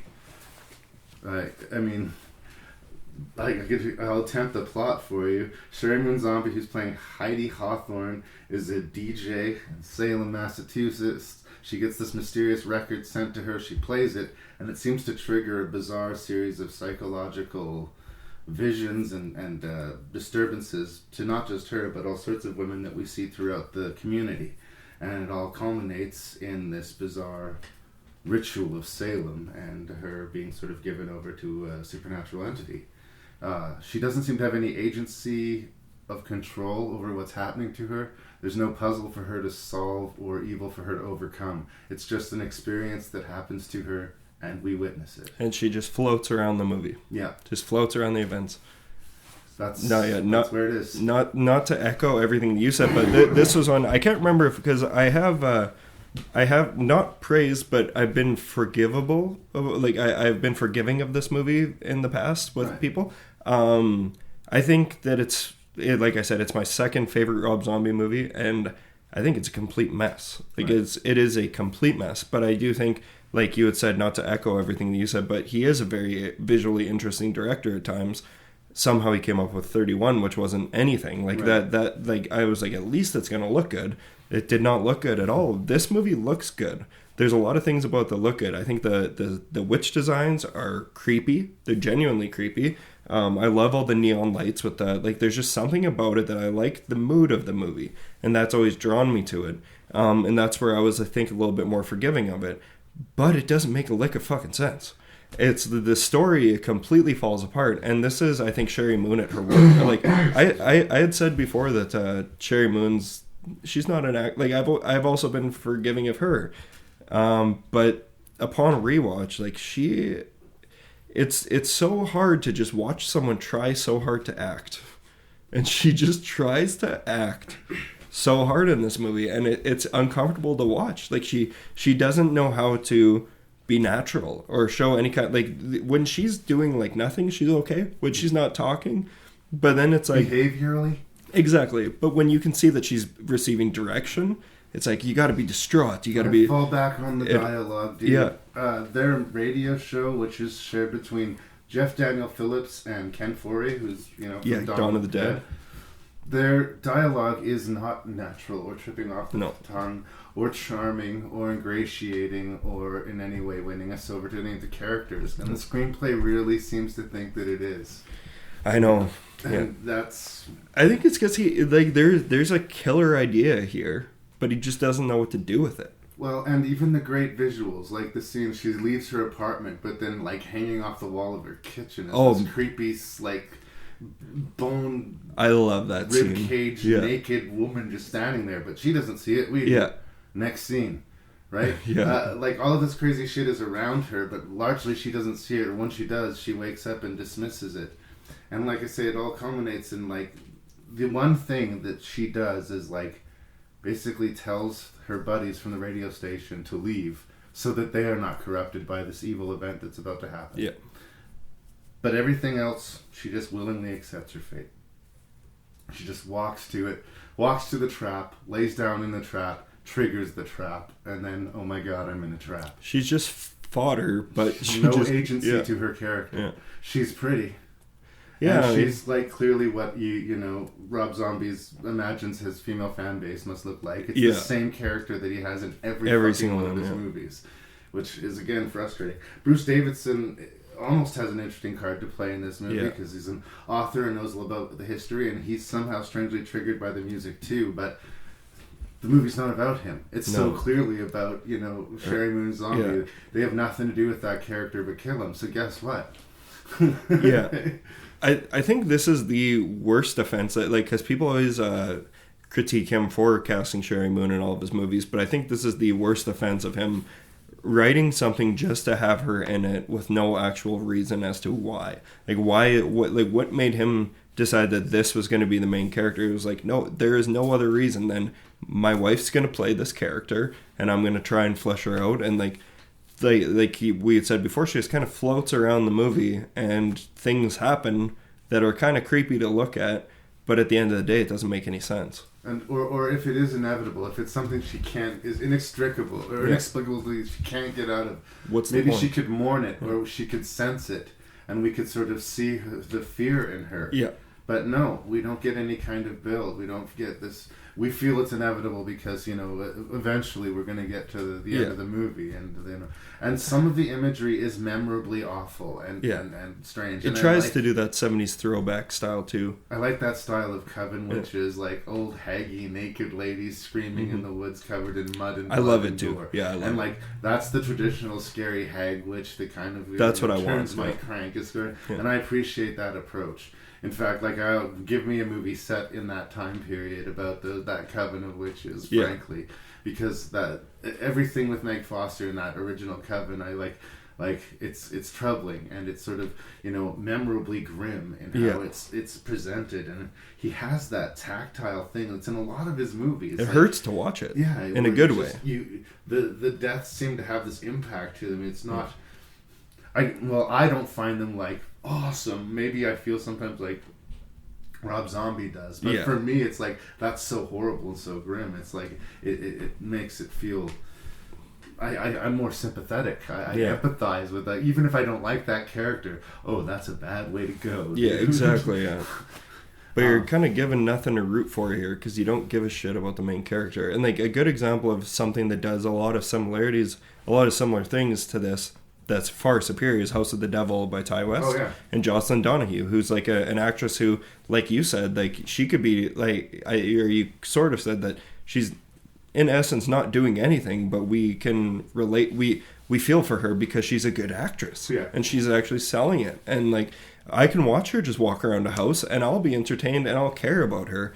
But with what's her name? Sherry Moon. Yeah, I don't give a shit. No, she isn't that relatable. She isn't. Like, she's a little bit too cool for school. Yeah. She's living this ideal lifestyle that fits her look and aesthetic. Yeah, exactly. Yeah. Trapped in the 70s. I'm sure if Rob Zombie existed in this universe, she had a big old crush on him. For sure, yeah. Exactly, yeah. And in the way, yet again, I just feel like the ego got away and made from it being an actually successful story. The atmosphere is there, the vibe is there. I think in a lot of ways some of the supporting cast is there, but there's no story being told here. No. It's just an inevitable series of events. And, you know, the first time you watch the movie, maybe you can hang out some hope that it's going somewhere. But when you come back to it, you know, in the end, what does it all mean? What does it all mean? Yeah. And I couldn't begin to answer it. And I don't think he has an answer either. He's like, no, it means it's fucked up and scary. Yeah, exactly. And you didn't get it. Sometimes fucked up and scary is enough, but I don't quite think so this time. No, yeah, I agree, but I think what draws me to it is that I do feel like he was kind of close here. Like he was he wasn't close, he was on track. Or like his mind was on the right track, just nothing worked about it. Right. But the first time I watched it, I was kind of into it because I liked just how the witches looked, and I liked the scene that you're discussing, and I liked the sound, the idea of the Lords of Salem as like a band on a record, and like how it can trigger these events. I'm like, man, this is really going to go somewhere sweet, and it just doesn't. No, yeah. I mean, all the other women that we've seen in the town show up for the big event at the end of the day. But, yeah, there was, again, they didn't understand what was happening to them until what happened to them happened to them. Exactly. And that's kind of how I felt as an audience member, and not in a good way. Yeah, I agree.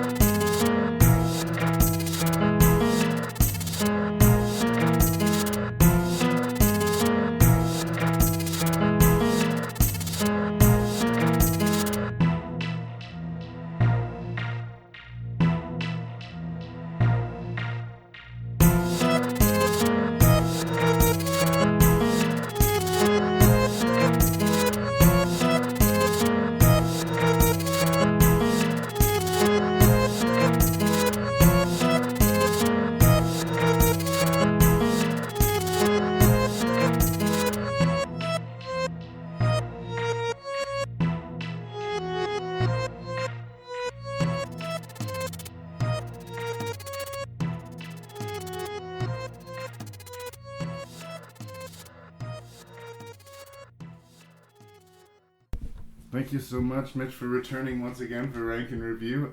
We talked some witches. The curse has been lifted, let's hope. Yes. I'm willing to guess that I know what the bottom of your list is, but I couldn't begin to guess what the top of it is. Yeah. I'm very curious. What's your least favorite of these 6 witch movies, and why? Okay, well, first I'm just gonna say that like I was confident coming in here that you and I are not gonna line up at all. Okay. But now that we've talked, I'm like, I feel like we were actually pretty on. I was surprisingly on the same page, but I still have no idea where this is going. Right. Bottom of my list, hands down, Season of the Witch. What? Yeah, exactly. I know that's surprising. I should have said Suspiria. But no, yeah, Season of the Witch. It's just a bad movie. It's just unsuccessful in everything that it tries to do. It's not even so bad that it's good. It's not even enjoyable in any way. I feel like it fails on all fronts, and it didn't have a reason to. I feel like with the cast behind it, as much as, you know, you can love or hate Nicolas Cage all you want, at the end of the day, he is he's a well-known actor who has given us incredible performances at one point in time. Same could be said about Ron Perlman as a good supporting character. There's some talent behind this movie, and like you said with the director, but there's just nothing here. No. So that is my number 6. Am I continuing? You bring them down. Count them down. Number 5 is Lords of Salem. So this is one that I have previously said that I really enjoyed to people, and upon rewatch, I was like, maybe I was high, because I don't know. Like, maybe at one point I was okay with watching a movie that didn't have a story, or didn't have one that was willing to try and bring things together in the end. At the end of the day, it's some cool images. It's just another failure by Rob Zombie, in my opinion. But it's still my second favorite movie from him. There it is. But yeah, Lords of Salem is my number 5. Number 4 and 3 was was actually really hard for me, because at one point I thought that one of these was my number 1. Number 4 is Hansel and Gretel Witch Hunters. So I had so much fun watching this movie, and I feel like it actually should, the way we talked about today, it should be my number 1, or it should be higher on my list. But for me, it's just like, it's a nice surprise. I don't want to blow it out of proportion and make it seem like this is some incredible. We are, but I think I think as someone who went into it thinking I was dreading watching it. I was excited to watch Season of the Witch. Right. And I was dreading watching this because I was like, I know I'm not going to like this. And it completely defied my expectations, and I had a lot of fun with it. And there's some beautiful ladies in it. So yes, I won't complain about that. And even more importantly than that, I'm a fan of the makeup in it. I really like the set decoration, and I think it makes it a well above average good bad movie. Right. So that's my number 4. Number 3, which at one point in time when I told you I wanted to do this particular episode, I was like, guarantee it's my number 1, right. The Craft. There's a third. Yeah. So it has dropped slightly, but I think it's not to say that I don't still enjoy the movie. It is because I've just kind of grown up since the first time I saw it, and I enjoy it, but I can see its flaws now, and it's less relatable as a 28-year-old man watching it. As a teenage boy? Exactly. I still I have fond memories of watching it with my sisters, and I know my girlfriend and I always talk about we both really like witch stuff, so it's one that comes up a lot. I had a good time rewatching it, but it's just not the amazing movie that I thought it was. At least it doesn't hold up that way for me. Number 2 is The Woods. And this one, I was a complete wild card for me because I'd never even heard of it. Sometimes that helps. Yeah, it totally, and I think that it did, and I think I may have actually oversold this movie today as well, if that's the case. But for me, it's just like I went into it completely blind, and that's a pretty awesome experience for someone whose life is movies. Like, all I do is watch movies. It's all I care about. It's not like me to criticize a horror movie for taking its time. Yeah. That is an unusual thing for me to say. But no, I can totally understand where people's problems with this. Yeah. Like I can understand it not being for everybody. But it just so happened to be the perfect Sunday afternoon movie that it came to be in my life. Like I had a good enough time watching it, and I really enjoyed the performances, and once again the set played a huge role in it. I liked the way that it was shot, and the CGI was really cool. I don't normally praise CGI, but I liked the trees. Especially in a low-budget movie, sometimes the it looks CGI very well. is a little rickety. Yeah. But not this time. So. Yeah, it looked really good. And at number 1, the movie that I feel like we talked about the least today is Suspiria, Dario Argento's Suspiria. It's the movie that there's both the most and least to say about to me in some ways. Because I think, to be honest, I think most of the things that could be said about Suspiria have been said. Yeah. I think it's a movie that I personally do feel like it is a classic, but I would certainly not put it beside The Exorcist or something like that. I think it's a classic in a different world of cinema that not everyone's exposed to yet, and I think it's proven for me that it's a there's always stuff that you can discover in the horror genre, and that's why I love it so much, and that's why I've always liked witch movies, but for some reason I haven't seen debatably the best witch movie until last year. There it was. And I still don't think that it's like debatably the best, but I do think it's a really interesting movie, unlike anything else that I've seen. Like nowadays, there's stuff that I can see similarities in, but I would just say they're like Suspiria. Like before this was the first movie of its kind for me, and I really love it for that reason. Well, I gotta say, Mitch, like, really, really close. Fuck. Really close. And the problem is that, like, I'm not passionate about this at all. Yeah. Like, my level of dispassion is high enough. Like, I wish I would cheat. I could almost cheat on your behalf. Like, it's... I want there to be better witch movies to talk about, frankly. Yeah. I mean, maybe I got a slightly sour bunch, but we made excuses for some. I do think we're overselling Hansel and Gretel. We are, 100%. But we're not overselling Season of the Witch, which I agree is going to be at the bottom of this list. POS. And it would likely be at the bottom of most any list I could find to put it on. It's just not memorable. No. It's just not memorable. Yeah. I've seen it 3 times. I don't remember it. No. It's over. Put it away. It's gone. But with you, though, I thought that you were going to put Lords of Salem considerably higher than I did. Yeah. I gave it another honest day in court, and I was like, okay, this time I'm going to get it, because it is one that people use as defense for Rob Zombie. But no, it just... Didn't work. Doesn't work for me. It's almost there, though. it's one of those things that you can sort of see the good movie just under the skin of it, which makes it a worse movie because it becomes frustrating after a point. Absolutely. You almost have something really strong and interesting here, but it's just teasing us.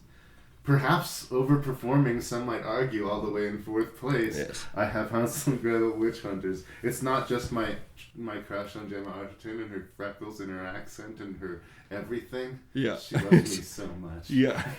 But it's not just that, I guess I will say. Yeah. It does have some fun, dumb charm to it. Totally. But I'm going to put an capital F on the fun and a capital D on the dumb. Yes. So just know what you're getting into. I think on the right day it's the right movie. On the wrong day you'll be like, Jesus, Larry. Yeah, exactly. You have no credibility anymore. So here's where we mixed. I put The Woods in third place. Okay. I don't know if it's maybe that I hold Lucky McGee to this higher level, because I really find his shit interesting. Yeah. Did you ever see his Master of Horror? He did the Bug Girl. I still haven't seen that one, no. He's sort of good for girl power. He can work your nerves. He's not afraid to work some sensitive issues, Yeah. And girl power set in the 60s, and maybe I just was asking more for it than it really had to offer, but I liked it and I wanted to love it, and I don't know if that's the movie's fault or it's mine, but it ended up in third place.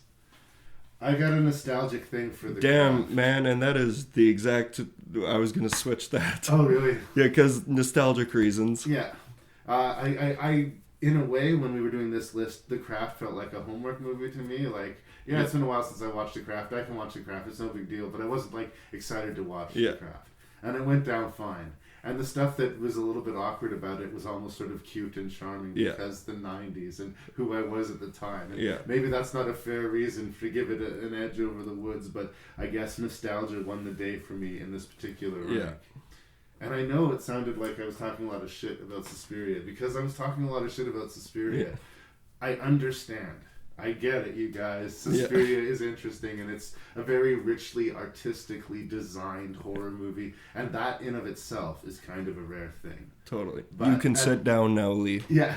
At the risk of being, voicing an unpopular opinion, I will say, as good as it is, Suspiria is perhaps slightly overrated. In your opinion. In my opinion. But that must have been very close. Yeah, that was crazy close. I did not see that coming. That must have been a slog for you to get through if Suspiria was your favorite. Well, that's what I was saying. I'm not super passionate about the list. And maybe I enjoyed, quote, watching Hansel and Gretel more than I watched Suspiria. But can I tell you that it's a better movie than Suspiria? Absolutely not. No, I can't do that. I won't do that. Yeah. Same thing with The Craft. I had fun watching it. It's not amazing. Yeah. But that's what I want. I want sure. an amazing witch movie. Yeah. And if it gets made, we'll talk about it. Well, I want you to see... I'm not going to overpraise Pyewacket because I don't think that that's going to do it any favors. But you should check out Pyewacket as soon as you can. Okay. Yeah. It's on my to-do list. Hell yeah. Thank you so much. Everybody has to listen to the Terror Table podcast because it's the goods. You guys know what you're doing. Yeah, we're dummies, but we have fun. I know you've been getting into the books now. Yes. I don't know if you ever want to tackle an episode on Stephen King or specifically It. I don't know if you've heard my review on It. No. Fairly important book in my youth. Okay. Yeah. I've heard you talk about it. Yeah. So it's kind of the first book that I read of my own choice. Yeah. And I read it because it was the biggest book on the shelf. Hell yeah. Right? I was having all these issues with reading at school, and I told myself, well, if I can read the biggest book on Dad's bookshelf, then no one can tell me I have a fucking problem reading. That's awesome. The biggest book on the bookshelf was It. And plus, we're on the eve of, It Part 2 coming up. Yeah. I would happily throw myself on that grenade if you were going to do that. Yeah, but, if it comes on the road, I will be messaging you. But yes, you guys and everybody's welcome to come back to Ranknreview. Please spread the word amongst your co-hosts. Oh yeah, Boozy would love to come back. Boozy's already selected his next episode. I'm still not convinced that your other host exists because I've been on the show twice but never met the man. Yeah, no, he's an enigma, that one. We don't know. I think you guys are just throwing your voices or something. Yeah, he's a hologram at this point. Terror Table, find it where you find good podcasts. Mitch, always a pleasure, bro. Oh yeah, thanks, Larry.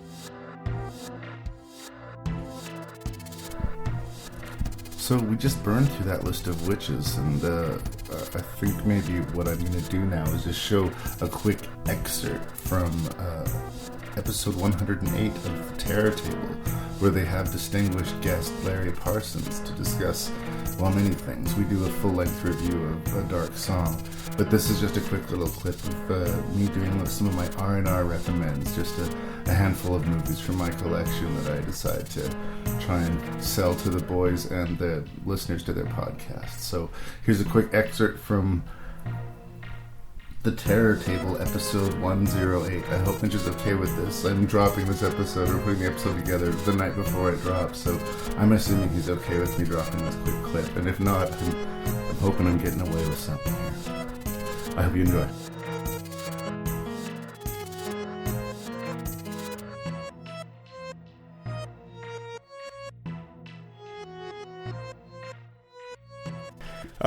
Larry, would you like to go first? Sure, if you like. Hit us. I went ahead and brought a bunch of R&R recommends, sort of just like I did last time. Perfect. I brought a bunch of movies just to get your thoughts on them. Love it. But I also wanted to clear the air because of last time I was here. You guys, well, I mean, you asked me like what were my favorite zombies and found footage movies, and I just pulled them out of the air. And I somehow didn't mention the Wreck franchise, which is, of course, representing both. Yep. It's one of those things that I just, like, it nagged me that it didn't. Yeah. I didn't say it's just been torturing you at night. Why didn't I say it? I was trying to support zombies and found footage. Why did I not mention Wreck? That is sort of it's like the gold standard. I'm in the process of rewatching those films right now for our friends at Erie International. I'm going to be doing an episode with our friend David on the whole Wreck franchise, and like, god damn, those first two movies. Like, I honestly I haven't seen 3 or 4. The first 2 Wreck movies are what the Doom movies should have been, and Upgrade is what the Venom movie should have been. Discuss. Yeah, I agree, but I can't say any more because I can't fall down a Venom rabbit hole. I still haven't seen Upgrade, so you're gonna love Upgrade. Yeah, you will love Upgrade. Well, yeah, that's kind of how my feelings are. You guys know Grabbers? Yeah, I've seen Grabbers. Grabbers is great. I want to say yes. It's, I believe, an Irish film about these squid creatures that come out to try and eat people. But they won't I have eat seen you this. if your blood alcohol level is to so a everyone certain has degree. to drink to. Yeah. So they have to deal with this crisis monster attack while being shit-faced the whole time. And it's deeply charming, I think. It's a fun sort of like Saturday Wait night. a second. Did Empire misquote them? Okay, so there's a quote on the back that says, like Super 8 laced with special brew. Are they meaning strange brew? Maybe. Is special brew a thing? It's a British movie, or an English movie, but I thought maybe it was just something that... Well, because strange brew's Canadian as fuck. Right. Maybe that's just one of their things they say. Right. Yeah, I don't know. It's great. How do we feel about the Hallow? Oh my god, Boozy's gonna jizz on you. So you're in the splash zone now, sir. Where did you find a copy of that? I don't remember where I got that copy of the Hallow. I love that movie. Guillermo del Toro produced this pseudo remake of that TV movie. My mind is going. Don't Be Afraid of the Dark. Don't Be Afraid of the Dark.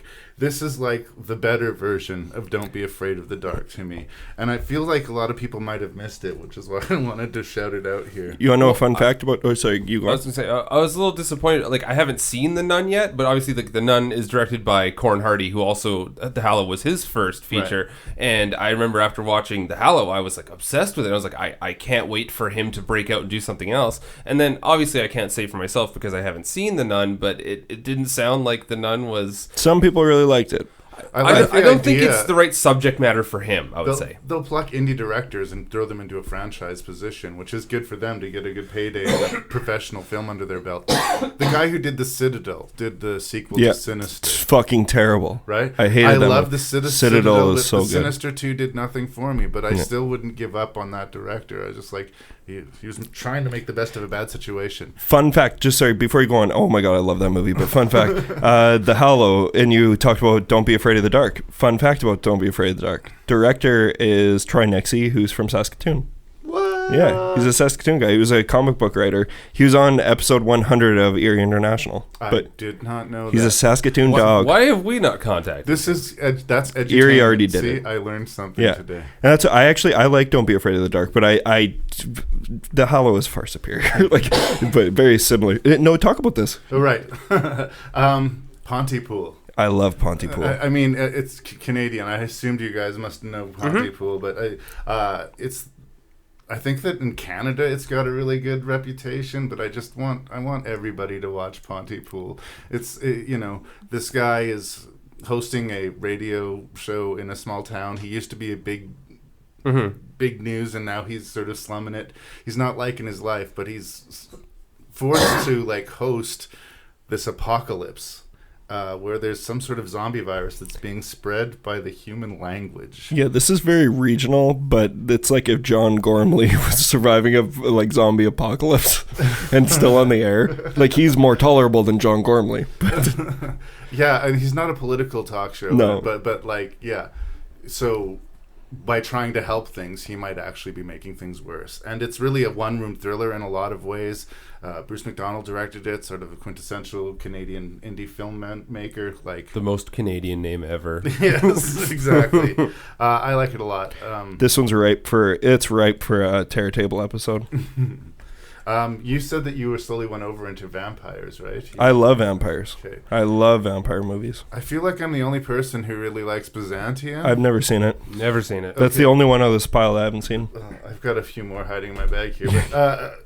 Okay, so this is from the same guy who directed Interview with the Vampire, Neil Jordan. Byzantium? Byzantium. Okay.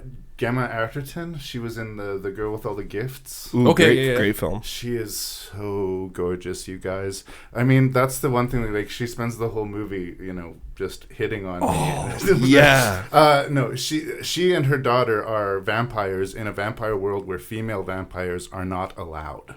So they're constantly being hunted by these male vampires, and there's good vampires and bad vampires. It's got this big epic sort of sweep to it. But I think it's actually a far better movie than Interview with a Vampire. And again, it's another one that I think a lot of people miss. That looks fairly new. Like, how old is that? It's 5 years old, something like that. I still consider that fairly new. Yeah. New enough. Yeah, and how do you say her name again? Saoirse Ronan? Saoirse Ronan? Saoirse, yeah, 'cause she's Lady Bird, correct? Am I wrong? Yeah. Okay. She's been coming up. I read about fuck yeah! This is why we love you. I love that instead of just writing things down, like, you have all these movies. You actually own these. For those things. of you who can't, none of you can see. Larry's pulling out of a backpack just movies upon movies upon movies, and I love it. 99% of the movies you'll hear reviewed on Ranknreview, I own. Yeah, and that's what I loved about it, because Leo told me, is like, when you go over there to do Ranknreview, you got to ask about the collection. You showed me, like, not even half, maybe. It's causing considerable strain on my relationship with my wife, I think. And that is crazy. So when you check out Ranknreview, you'll see that he does 6 movies an episode. Yeah. Like, it's crazy. Yeah.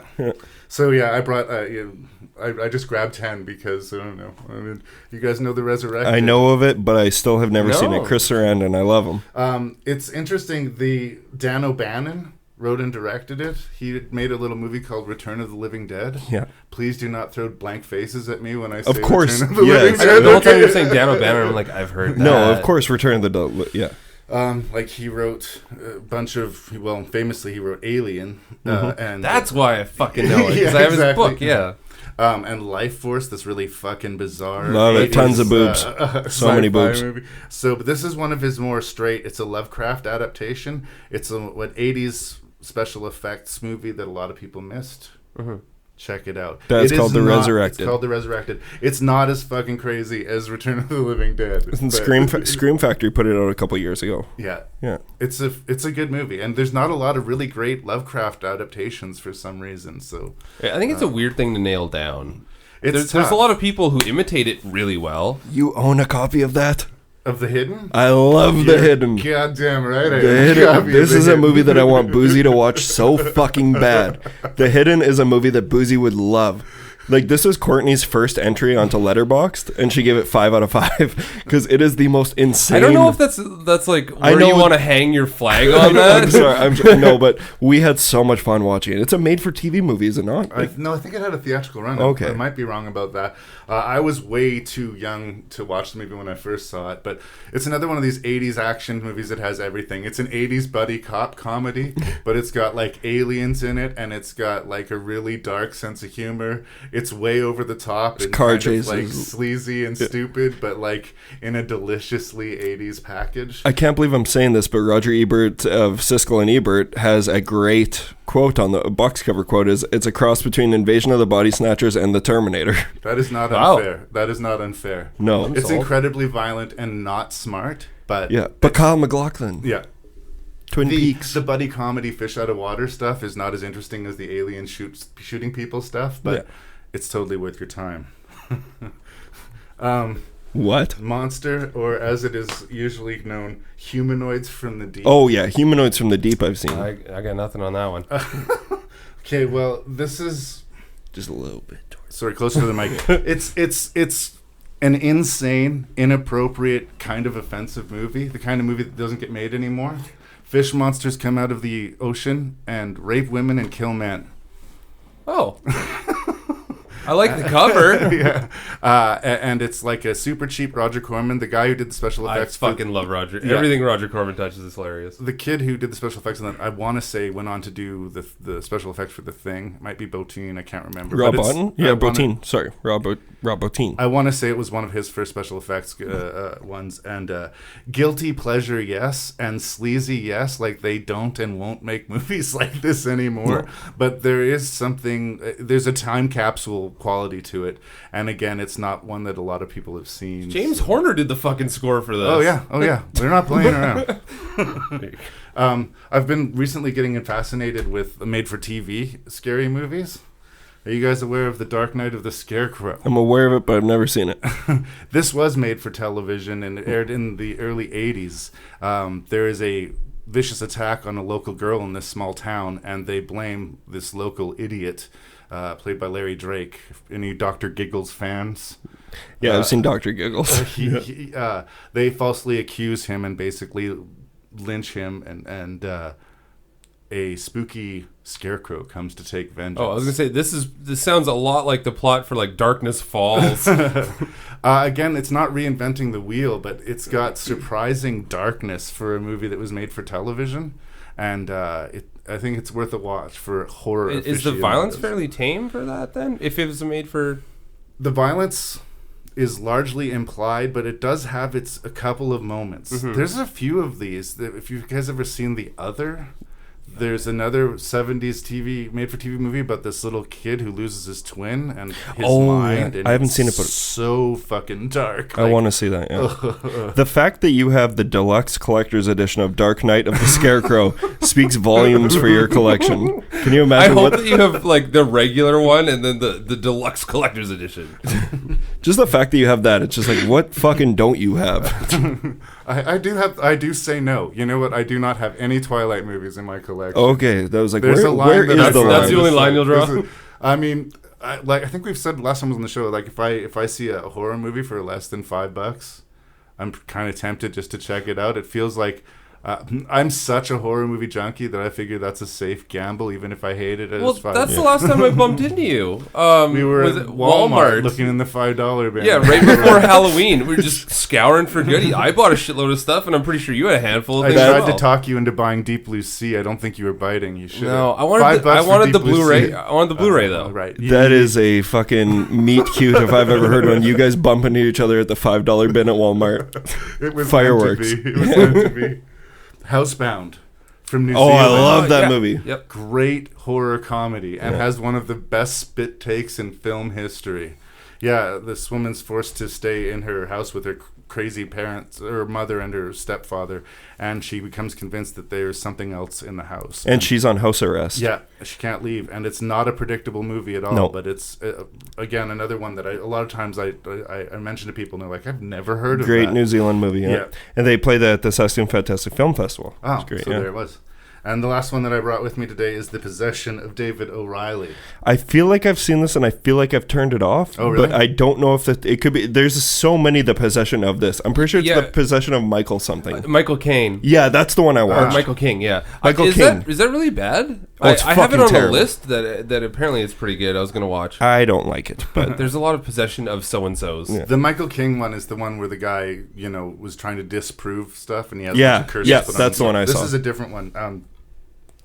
it sort of rides the line of where it's you could interpret it as somebody who's suffering mental illness. But this guy, David O'Reilly, comes to his best friend and his girlfriend's house late at night, and he is terrified. He believes something is after him, but they believe he's got this anxiety disorder. He's mentally ill. But as the night goes on, they start becoming increasingly convinced that maybe something will be up. It's one of these really lo-fi, intimate, one room, all about the interactions between the characters. But again, if it's your jam, it's it's got that verite style. It's sort of shaky cam, but it's not found footage. It's just that style. But again, it's just it's kind of sinks its fingernails into you a little bit, and it's another one that I find most people don't talk about, so that's why I brought it. Yeah, cool. Well, that's an awesome stack recommendation. Is that enough of what I've been watching? Yeah, I would love to say that this is going to be in our show notes, but that would be so fucking much. I'll try and write all these down in the show notes so people can, if they if they somehow missed the title, they can. Well, maybe next time I'll bring 5 instead of 10. I'm sorry. No, bring back next time you're bringing 20. That's the challenge for next time.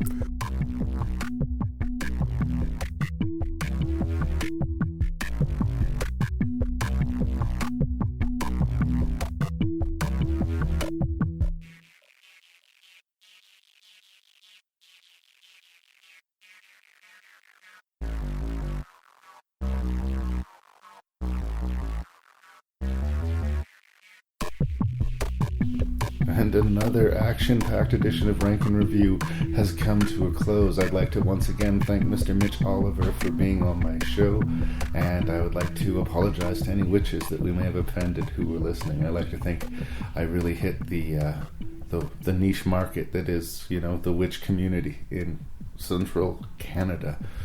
If you're a witch and you'd like to send feedback, or if you're not a witch and you'd like to send feedback, try it by doing it at ranknreview@gmail.com. That's ranknreview@gmail.com. Please check out the website at ranknreview.ca, and do check out the Terror Table podcast, because it's the goods. Thank you for listening to Rank and Review, and please continue to do so. You have proven yourself a person of great taste in podcasts.